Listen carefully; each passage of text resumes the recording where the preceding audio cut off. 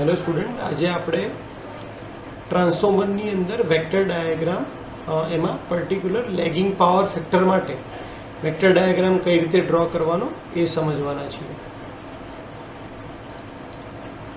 બરાબર, તો જો આ બહુ ઇમ્પોર્ટન્ટ સવાલ છે અને દરેક ક્વેશ્ચનની અંદર દરેક જીટીયુની મેઇન એક્ઝામમાં કોઈ પણ ત્રણમાંથી એક વેક્ટર ડાયાગ્રામ દર વખતે પૂછાય છે, અથવા લેગિંગ અથવા લીડિંગ અથવા યુનિટી પાવર ફેક્ટર. તો લાસ્ટ ટાઈમ આપણે લીડિંગ પાવર ફેક્ટર કર્યો હતો, અત્યારે આપણે લેગિંગ પાવર ફેક્ટર કરી રહ્યા છે. તો ટ્રાન્સફોર્મર માટે વેક્ટર ડાયાગ્રામ ડ્રો કરતાં પહેલાં તમને એની ઇક્વિવેલન્ટ સર્કિટ આ ખ્યાલ હોવી જોઈએ કે આ પ્રાઇમરી વાઇન્ડિંગનો રેઝિસ્ટન્સ અને ઇન્ડક્ટન્સ છે, આ નો લોડના કોમ્પોનન્ટ છે, આ નો લોડનો કરંટ છે, આ પ્રાઇમરી સાઇડનો કરંટ છે જે સેકન્ડરીને લીધે પ્રાઇમરીમાં રિફ્લેક્ટ થયો છે એટલે એને I2' કહે છે. આપણે જે લોડ કનેક્ટ કરશું એ પ્રમાણે અહીંયા I2 કરંટ ફ્લો થશે અને એનો નેચર આપણે જે પાવર ફેક્ટરની વાત કરીએ છીએ કે ભાઈ લેગિંગ પાવર ફેક્ટર, તો એ હંમેશા કોના ઉપર ડિપેન્ડ કરશે? આ લોડ ઉપર. આ લોડ ઇન્ડક્ટિવ હશે તો પાવર ફેક્ટર લેગિંગ હશે, આ લોડ કેપેસિટિવ હશે તો પાવર ફેક્ટર લીડિંગ હશે, અને જો આ લોડ રેઝિસ્ટિવ હશે તો પાવર ફેક્ટર યુનિટી થશે. તો અત્યારે આપણો લોડ ઇન્ડક્ટિવ છે એટલા માટે આપણે લેગિંગ પાવર ફેક્ટર માટેનો વેક્ટર ડાયાગ્રામ જોશું. એની પહેલાં થોડુંક બેઝિક કે આ V2 અને I2 વચ્ચેથી આપણે ડાયાગ્રામ ચાલુ કરશું. એની અંદર આ બંને ડ્રોપ એડ કરશું એટલે આપણને E2 મળશે. E2ની આપણે ઓપોઝિટ સાઈડ E1 ડ્રો કરશું. એની અંદર આપણે R1 અને X1નો ડ્રોપ એડ કરીશું ત્યારે આપણને V1 મળશે, અને I2' અને I0ને આપણે એડ કરશું તો આપણને I1 મળશે. તો આ કન્સેપ્ટ તમારો ક્લિયર હોય તો તમે ડાયાગ્રામ ઇઝીલી સમજી શકશો. તો આપણે લેગિંગ પાવર ફેક્ટરની વાત કરીએ.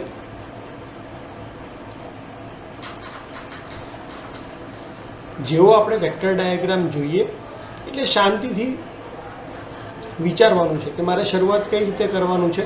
તો કે ભાઈ લેગિંગ પાવર ફેક્ટર ડ્રો કરવાનું છે. લેગિંગ એટલે શું? તો કે વોલ્ટેજ અને કરંટ એ બંનેના વેક્ટરનું રિપ્રેઝન્ટેશન હોય. વોલ્ટેજ અને કરંટ. કયો વોલ્ટેજ અને કરંટ? તો કે સેકન્ડરી સાઈડનો V2 અને I2.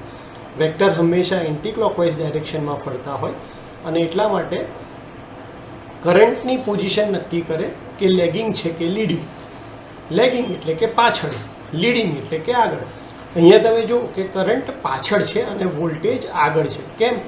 કારણ કે એન્ટી ક્લોકવાઇઝ રોટેટ કરતા હોય તો કરંટ પાછળ છે એટલે કે આપણી આ કન્ડિશન લેગિંગ છે. તો આ સેમ કન્ડિશન આપણે અહીંયા પહેલાં શરૂઆત ડ્રો કરવાની કે વોલ્ટેજ છે એની પાછળ આવશે તમારો કરંટ અને બંને વચ્ચેનો એંગલ હશે ∅2. આ ∅2 શેના લીધે હશે? લોડના લીધે. લોડ કેવો છે? લીડિંગ. કેપેસિટિવ છે એટલે કે લીડિંગ પાવર ફેક્ટર આવે છે. હવે આપણે શું કરવાનું છે? તો કે જે ટર્મિનલ વોલ્ટેજ V2 છે એની અંદર શું ડ્રો કરવાનો છે? અહીંયા આપણે ફરીથી જોઈએ. V2ની અંદર ડ્રો કરવાનો છે વોલ્ટેજ ડ્રોપ I2R2 અને I2X2. તો અહીંયા V2ની અંદર આપણે એડ કરવાનો છે I2R2. કઈ ડાયરેક્શનમાં? તો કે જે ડાયરેક્શનમાં કરંટ હોય I2 એ ડાયરેક્શનમાં. તો I2R2 એડ કર્યું. ત્યાંથી એન્ટી ક્લોકવાઇઝ ડાયરેક્શનમાં આપણે 90 ડિગ્રીએ શું ડ્રો કરવાનું છે? I2 અને X2 વાળી લાઈન. આ I2 X2ની લાઈન જ્યાં આગળ મર્જ થાય ત્યાં આપણે શું ડ્રો કરશું? આ જે તમારું I2Z2. એટલે સૌથી પહેલાં V2માં આપણે I2R2 એડ કર્યા, પછી I2 X2 એડ કર્યા. એ પોઈન્ટ જ્યાં મળ્યો એને આપણે શું કીધું? I2Z2. અહીંયા તમારી E1 અને E2ની લાઈન છે. આ તમારી E2 વાળો જે લાઈન છે એમાં જ તમારો E1 ઇન્ડ્યુસ થાય છે, પણ આપણે એને 180 degree out of phase shift દેખાડીએ છીએ. 180 ડિગ્રી એટલે E1ને આપણે 180 ડિગ્રી અહીંયા દેખાડીએ છીએ એટલે અહીંયા ડ્રો કર્યું -E1. તો આટલો ડાયાગ્રામ પહેલાં પતી ગયો સેકન્ડરી સાઈડવાળો. હવે આપણે શિફ્ટ થઈએ છીએ પ્રાઇમરી સાઈડવાળા વોલ્ટેજ ઉપર. તો અહીંયા E1 ડ્રો કર્યું. E1ની અંદર આપણે શું એડ કરવાનું છે? I1R1નો ડ્રોપ. એટલે I1R1નો ડ્રોપ ક્યાં આવશે? તો કે I1ની લાઈનમાં. તો આપણને I1ની લાઈન ખબર હોવી જોઈએ એટલે પહેલાં I1 ડ્રો કરતાં આવડવું જોઈએ. તો I1 કઈ રીતે ડ્રો કરશું? તો I0 આપણને ખબર જ છે કે એ હંમેશા આ જગ્યા ઉપર જ આવશે. હવે આપણને I2' ખબર હોવી જોઈએ.